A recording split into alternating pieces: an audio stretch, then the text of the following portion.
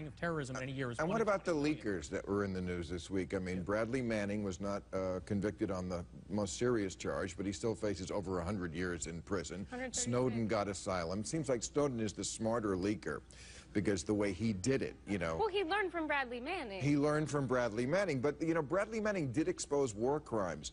The war crimes were not punished. I'm not saying he doesn't deserve something, but it seems to be an odd message that the whistleblower is worse than the actual crimes that no one denies that these were actual crimes. I have a problem with Bradley Manning. If all he had done was the Iraq helicopter of people being killed, I would be wholly supportive. Right.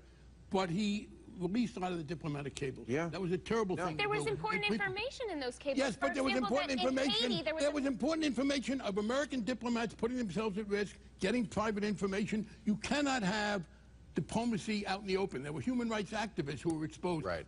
You cannot simply say because it's important, but then there's no need for Haiti privacy. was trying to have a minimum wage law of $5 a day, and the U.S. State Department said, no, that's a terrible idea. Let's oppose that. That was in the cables.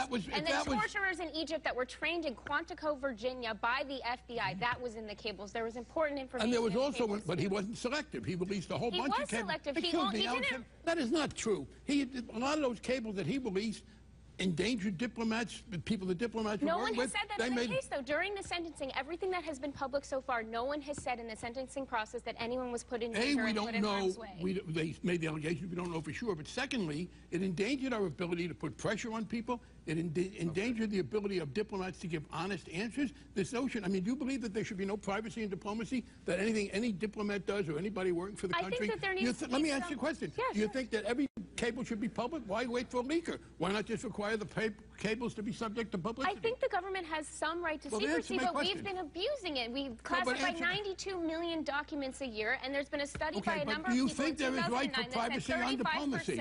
You wouldn't answer the question. Do you think that, well, let's just not have... You're badgering the witness, Barney. Yeah.